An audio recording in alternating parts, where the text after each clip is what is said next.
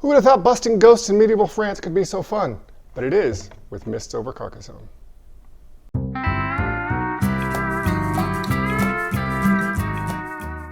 Carcassonne, a classic, one of what I consider the 5 pillars of modern gaming, which also includes Ticket to Ride, Pandemic, Dominion, and Catan. This is one of the earliest games I played when I got into gaming, and it's still a great one. I recommend it a lot. Doesn't really hit the table very often, but now that we have Mists over Carcassonne, I have fallen in love with it all over again. So this is a cooperative version of Carcassonne. It actually seems strange that it's taken so long. I mean, the cooperative craze started with Pandemic over 10 years ago, and I hadn't really thought about the idea of a cooperative Carcassonne, but I'm very surprised it's taken so long to come to the table. But if they've used all that time to perfect it into what this is now, it's totally worth it. So, if you're not familiar with Carcassonne, Carcassonne is a classic tile laying game. So you have a little square tile. You're going to be almost making like a jigsaw puzzle.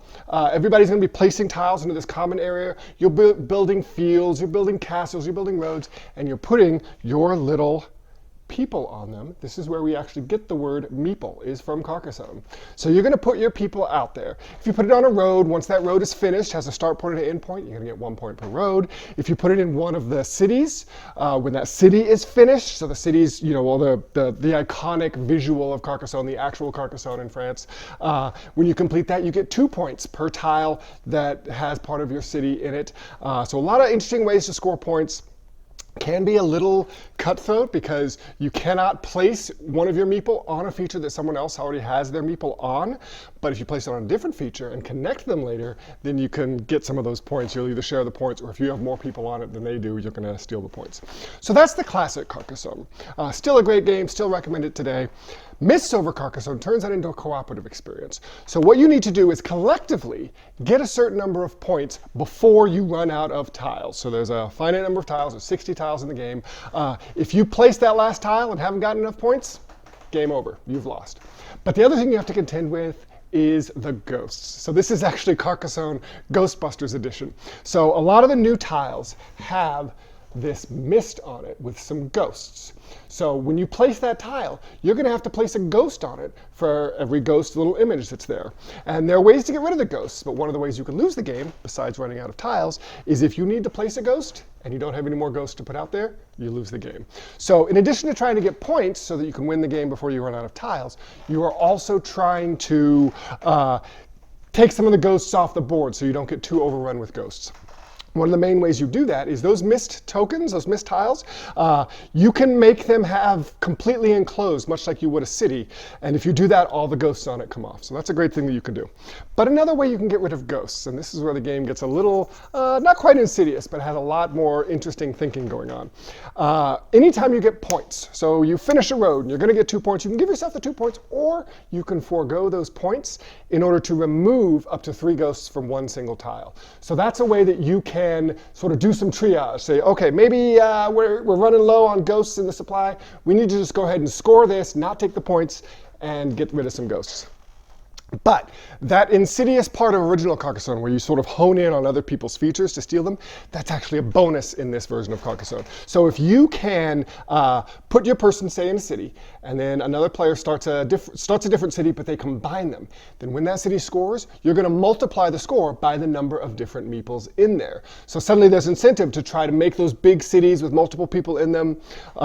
Yeah, it's a ton of fun. What I've described to you is just a basic game. There's actually 6 different difficulty modes that add new elements to the game. So there are castles. These are kind of like monasteries in the original Carcassonne. So in the original Carcassonne, you'd place a monastery, put your meeple on it, and it would score when all the 8 tiles around it, both orthogonally and diagonally adjacent, were filled in. Same thing with the castles, except the points it scores is based on how many mists are on those tiles. So while the ghosts are bad, they can actually get you extra points. Another way they can do that, there are these cool dogs named Rufus and Ronia. So they come out once you start playing the level 3 difficulty. Now they require that you get a certain number of points before you go through a certain number of tiles. So base game, you just don't want to run out of tiles, because you run out of tiles, you lose the game. Well, now you need a certain amount of points before you play the first 20 tiles, and then another amount of points before you play the first 40 tiles. So you can't just save up and hope to score all the points at the end. But when you do score those points, the dogs come out, you can put them on a spot, they chase away some of the ghosts next to them, and when that meeple scores, because you have to place the dog next to a meeple, the dog doesn't want to be out there by itself, when that meeple scores, you're going to get bonus points based on how many ghosts are on the board. So even though it's dangerous to have a lot of ghosts on the board, you want to have a lot of ghosts on the board at the point when the dogs are going to score. There's cemeteries. Cemeteries add extra ghosts to the board every time you put a ghost out there. But in order to close the cemetery, you're going to have to sacrifice one of your meeple that's already on the board. Put it in the cemetery, you'll never get it back. Just a fantastic game. Still as family friendly as Carcassonne has ever been. It's got a cool little spooky theme, but just the communication, there's so many different ways. You know, it's one of those co-op games that a lot of times there are 2 or 3 really good things you can do, and you're sort of arguing about what's the best thing to do because it's not entirely clear. I just absolutely love Mists over Carcassonne. Like I said, this is the first game that I've put on my short list for 2023 Game of the Year. I suspect you'll see it on my top 5 at the end of the year. Please come on down, check out Mists over Carcassonne. It will revitalize your love of Carcassonne. I promise you that. I'm Kylie at Games Unlimited. Come on down, take a copy home, and unbox some fun.